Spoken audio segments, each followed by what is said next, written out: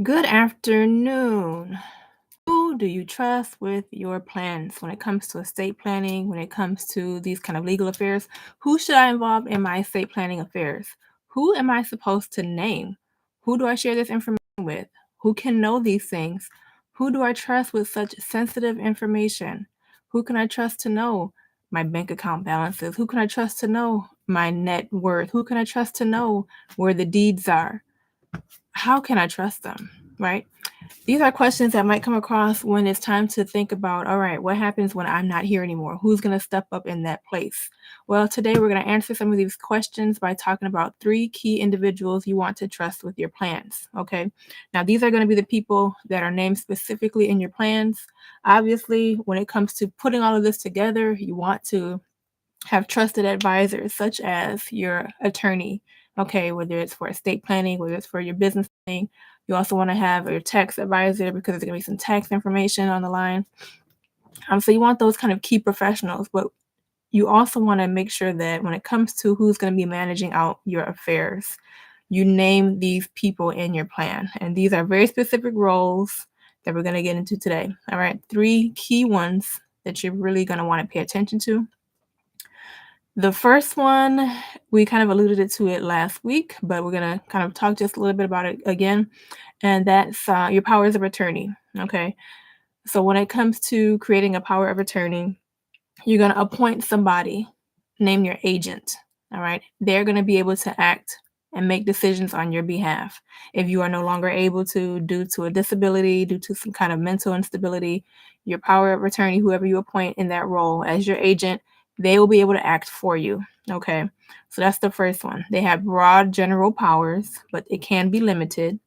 All right. When it comes to your health and information, your health care and your treatment information, that's your healthcare power of attorney, sometimes also known as a patient advocate. Then when it comes to your business decisions, your financial affairs, that's what's generally known as either your financial power of attorney or your durable power of attorney. Okay. You can name the same person on both, or you can name one to handle the finances, one to handle healthcare. All right. But the point is you name them to act on your behalf for that purpose when you're no longer able to. Okay. That's the essence of it, to keep it really simple. Again, broad powers. So when it comes to banking powers, when it comes to real estate powers, they can have the power to transfer, to deposit, to sell, to list, things of that nature. When it comes to healthcare treatment, they can name what facilities, what type of treatment you would like, things of that nature. But you can always tailor it, so it doesn't have to be everything involved. And there are going to be some specific limitations for what they cannot do. So I'm practiced here in the state of Michigan. And the rules have changed a little bit because there's a new law that went into effect in July. All right. So you want to check state by state what's going to be valid for you. Again, that's why your attorney is going to be so important for you. But for instance, generally, a power of attorney cannot actually represent you in court. Okay. They're not going to necessarily be a licensed attorney. All right. Only a licensed attorney can actually represent you in court. All right. But you're calling that person your power of attorney because you're giving them the power to act, to represent, which is a power that licensed attorneys do. But for this purpose, that's not what it's for. Okay, so we're not going to get hung up on that, but the point is that when it comes to the people involved in your plan, you want to make sure you have power of attorney listed. And why I start with this is because powers of attorney go into effect immediately, and they go into effect during life. Okay, whereas the other ones I'm going to talk about, some go effect into life, some go effect after death. But both of them can continue after you have passed away. Powers of attorney terminate upon death. Okay, so that's why I kind of start there, because they're going to act right away and they're going to expire first as well. And you never know where you're going to need them. So I always usually suggest, right, to my clients, I advise, but to you, I'm suggesting that it may be a good idea for you to have a power of attorney sooner rather than later, because once you lose the ability to make that decision for yourself, then you can't do it and you have to go to court. That's a much more time-consuming, hassle, and labor-intensive process, whereas a power of attorney, you can sit down for a few hours in your lawyer's office and hash it out. Okay, so the power of attorney is going to be one person one role, somebody that you definitely want to make sure that you have in your plan, who to include, who to trust in there. The second one we're going to get into is your personal representative. Okay, this person is typically also known as an administrator or an executor. They are the one that is going to handle the estate after you pass away. The estate is everything that you own and manage, but you're not no longer here to do it because you passed away now. So the estate does it, and there's one person that acts on behalf of the estate that is the personal representative. That's who we're talking about now. And this is the one that only goes into effect after you pass away. Okay, so while you're here, while you're alive, you are the one that manages, or if you name somebody else to do it, they're the one that manages it. Once you pass away, the estate takes over, and that person representative is the one who manages those affairs. Okay, whether it be the house, the money, the cars, whatever, the business. If there's something that needs to be done there, the person representative handles it. Now, this person is named in a will. Okay, so if all you have is a will, they're going to be the personal representative of that estate, and they're going to act according to that will. All right, so they represent the estate. They gather the assets together. So if they need to get the car, if they need to get the house, whatever needs to go through probate court, they make sure that they get that together. They pay the expenses. They notify any creditors. Any administrative duties, they handle that. If they need to get insurance, if they need to hire attorneys for this probate court process, if they need to get some titles cleared, anything of that nature, the personal representative has the power to do it. If they need to get mail. Okay, there's some kind of outstanding life insurance policies, they can go and act on that behalf. They are court appointed to do so once they're named in the will and it's processed through the court. So they gather the estates. They also distribute. So first they gather, which is they kind of take a collection or an inventory of everything that is in the estate. And the next part is actually to expend. So they pay off creditors and attorneys and court fees, administrative expenses. Those come off the top, kind of here in Michigan. All that stuff has to be paid out first before they then finally distribute the assets to the heirs. So whatever is remaining after all of that is what goes out to whomever is supposed to inherit under the will. Okay. And so that's why a lot of times people don't like probate court as well, because expenses have to be paid out before anybody can actually benefit from those proceeds. All right. And we're going to talk about on this channel a lot of ways where you can kind of avoid that so that your inheritance doesn't get caught up in expenses. If you go back and watch last week's video, we talked about kind of the last couple of weeks, we've been talking about the pros and cons of probate court and wills. And one of the things we've been talking about is just simply naming a beneficiary on something like a bank account or a life insurance policy. So those funds don't get swept up in probate court and they don't have to have expenses taken out of them. And whoever you want to benefit and inherit can do that automatically. Okay. So that's a key aside.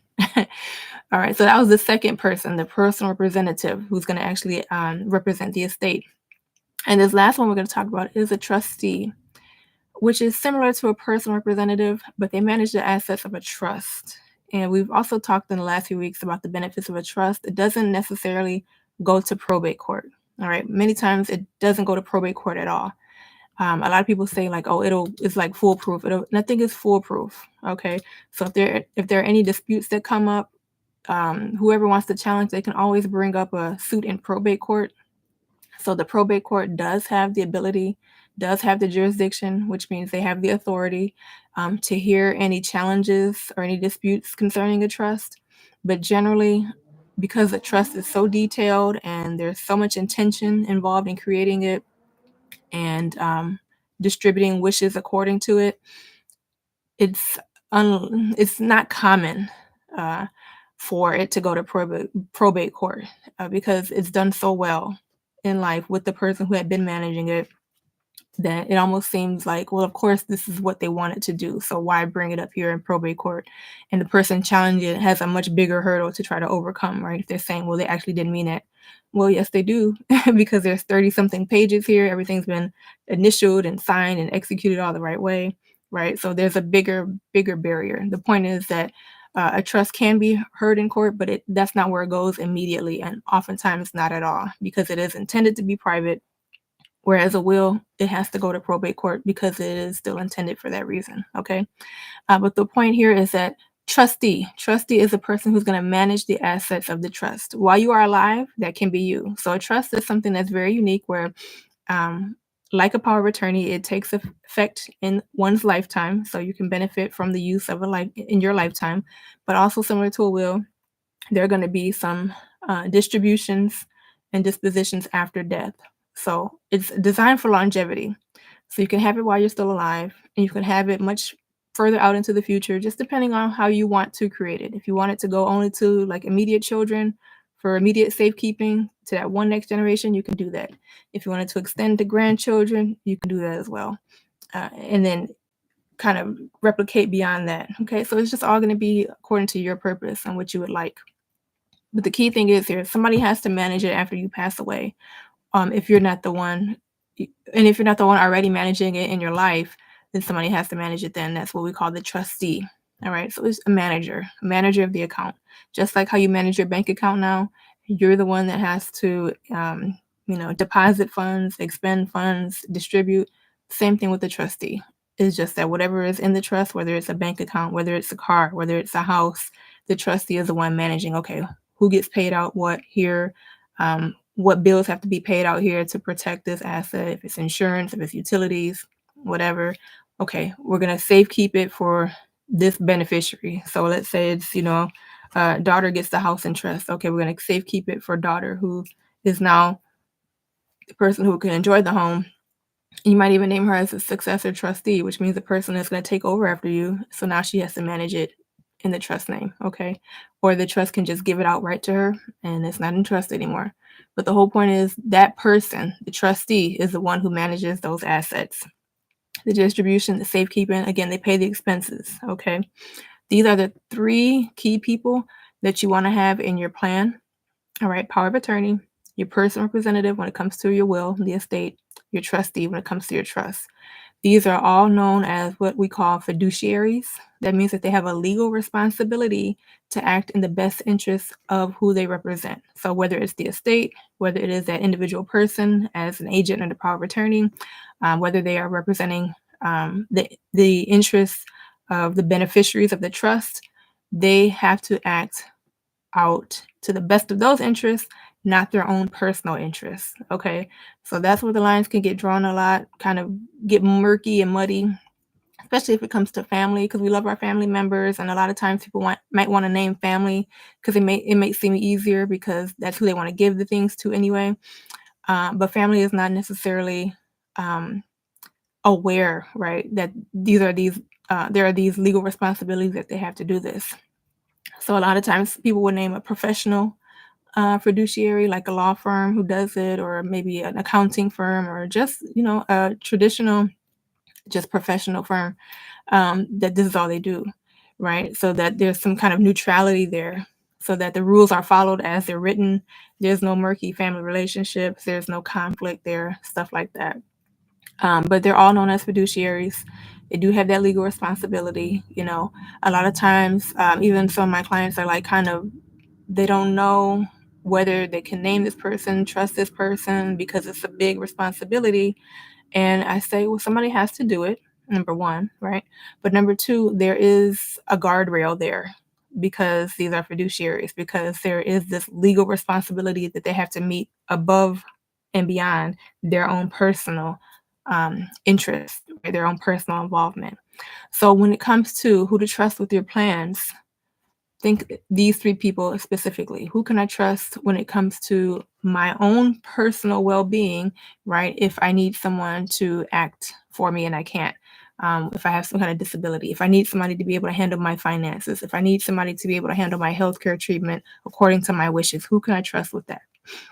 If I'm not here anymore and I need somebody to represent my estate in court, if I want to give house to daughter, who can do that? When I have my trust together and I'm putting all these assets in here and it's getting a nice collection and I'm not going to be here to manage it anymore. Maybe I'm doing it now, but I can't forever.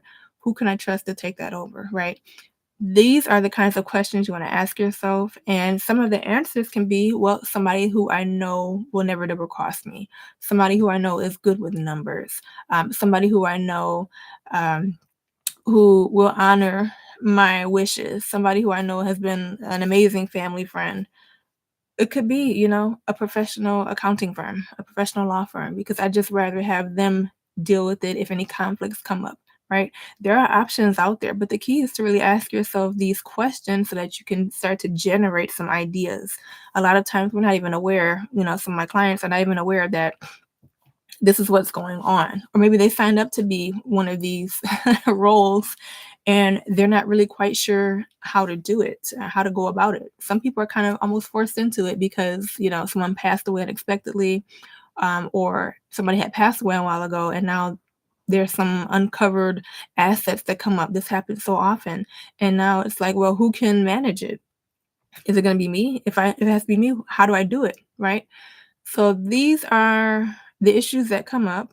And this is why it's so important to ask just the question, who can you trust with this information? Because a lot of times it is sensitive information when it comes to healthcare, when it comes to assets, when it comes to net worth, right? These are not things that we generally just publicly broadcast, okay? But that doesn't mean that it doesn't have to be handled. And it doesn't mean that there aren't people out there that we can trust. I think that's the big key here, is that you can trust people. It's just a matter of really getting comfortable in knowing what this is first and foremost. Talking through it with your lawyer. A lot of times I advise my clients about if they're going to be in these roles, okay, this is what's going to be expected of you. Um, Big key here, I'll just put this out there.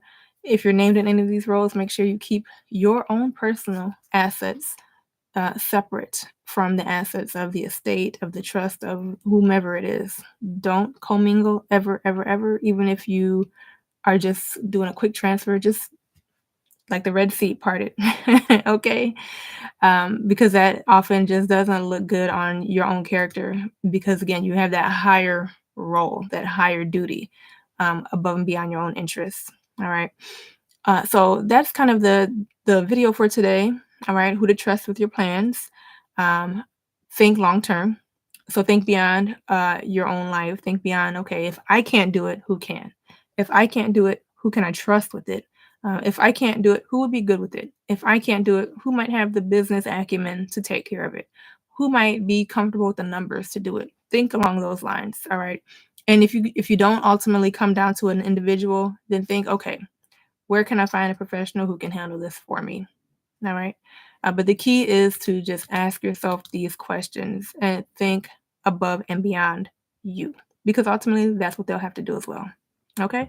So I hope this video was helpful today. Again, we are live every Thursday at 1:30 p.m. Eastern Standard Time. We will see you again next Thursday, August 15th, same time. Take care.